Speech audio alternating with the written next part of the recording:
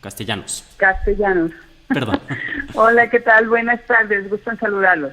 Bien, Laura, pues mucho gusto en saludarte. Hemos leído ya tu texto publicado en la sección de opinión en español en el Washington Post, donde tenemos el gusto de compartir esa posibilidad de expresarnos nuestro punto de vista en este medio. Y bueno, Laura, ¿de qué estás hablando? ¿Qué es este tema de afectación a comunidades indígenas, atropello a derechos de indígenas y defensores ante el coronavirus?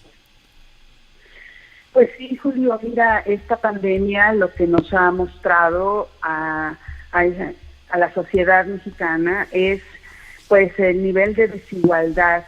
La pandemia no impacta a todos por igual, sobre todo cuando se trata de comunidades originarias. Aquí estoy analizando, desarrollando un artículo en el que pues consigno que el Estado mexicano está quebrantando los derechos de salud de estas comunidades, sobre todo de sus mujeres, de las mujeres violentadas y de las personas defensoras del territorio y opositoras a megaproyectos como el del Tren Maya. En este momento, Julio, pues sabemos que por un lado el impacto del coronavirus en el país ha dejado pues 4.220 defunciones, esto es al cierre de ayer. Uh-huh. Y si bien proporcionalmente el número de personas indígenas fallecidas es menor al de la población mestiza, porque se registran 112 defunciones, lo que yo encuentro es que su índice de letalidad es 2 veces mayor. Es decir, mientras personas mestizas contagiadas fallecen en un índice de letalidad de 10.5%, en el caso de las personas indígenas contagiadas, el índice de letalidad es de 19.5%. Uh-huh. Entonces, esto de inicio ya explicita un nivel de desigualdad que tiene que ver con el abandono histórico, con la falta de una estrategia de salud integral y de una campaña sanitaria que verdaderamente sea intensa y con perspectiva intercultural dentro de las comunidades. Y otro dato que es importante, el registro oficial de esta pandemia solo está consignando a hablantes de lenguas indígenas contagiados o fallecidos, que son esta población es de 7 millones de personas, pero está excluyendo a aquellos indígenas que no hablan las lenguas, pero que se asumen como tales, y la población total de ambos es de 25 millones. En ese sentido, Julio, pues es importante mencionar que el presidente emitió una declaratoria de emergencias y medidas de austeridad el 31 de marzo, en el que suspendió indefinidamente la entrega del presupuesto de 199 millones de pesos al programa de derechos indígenas del Instituto Nacional de Pueblos Indígenas, uh-huh, que es precisamente la enfocada en acompañar a comunidades en su defensa jurídica de sus territorios y recursos naturales, y que también protege los derechos de las mujeres.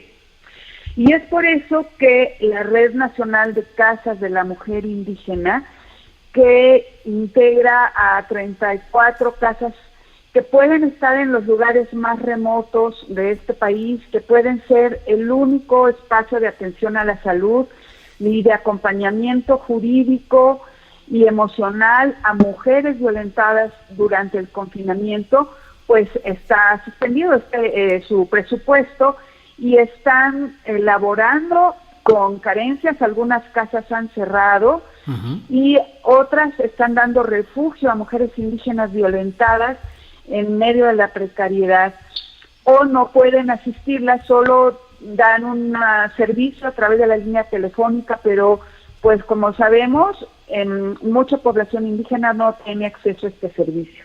Uh-huh. Y al mismo tiempo que este es un programa clave de parte del gobierno federal para la defensa del territorio y de los derechos indígenas, pues hay denuncias, por ejemplo, de la Red de Litigio Estratégico en favor de comunidades indígenas y campesinas de la península de Yucatán, de que el gobierno avanza en la imposición del Tren Maya en un momento en que en medio de la pandemia no hay protesta social, el sistema de justicia no está funcionando con normalidad y tampoco estas comunidades tienen acceso a la información pública, digamos, para poder armar o echar a andar procesos de defensa jurídica. Entonces, es una situación de mucha vulnerabilidad para las comunidades, porque además se detiene este presupuesto, pero también durante la pandemia se registran 4 casos de defensores del territorio asesinados. Ajá. 2 de ellos una de ellas que trabaja directamente con comunidades indígenas, y de amenazas de muerte de otro defensor, que es el padre Marcelo Pérez, que apoya a comunidades en Chiapas, Julio. Bien, pues es muy interesante, Laura, y te agradecemos que hagas luz, que des la oportunidad de asomarnos a estos temas que por desgracia pues quedan subsumidos en el torbellino de información cotidiana que tenemos y solemos no darnos cuenta de lo que está sucediendo, como luego, como dice el propio presidente de la República, lo que sucede abajo, lo que está pasando entre la gente. Entonces, pues muy interesante y muchas gracias por esta oportunidad de contar con tu testimonio, Laura Castellanos. Gracias, Julio, por siempre, por abrirme el espacio. Saludos. Oye, Laura, ¿me permites hacerte una pregunta antes de que nos despidamos fuera de este tema?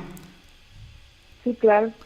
¿Qué opinas sobre este proceso? Vamos a tener dentro de pocos minutos una mesa en la que van a estar Osvaldo Zavala, Víctor Ronquillo y Ricardo Ravelo sobre militarización, sobre la Guardia Nacional, militarización, el acuerdo que se ha publicado.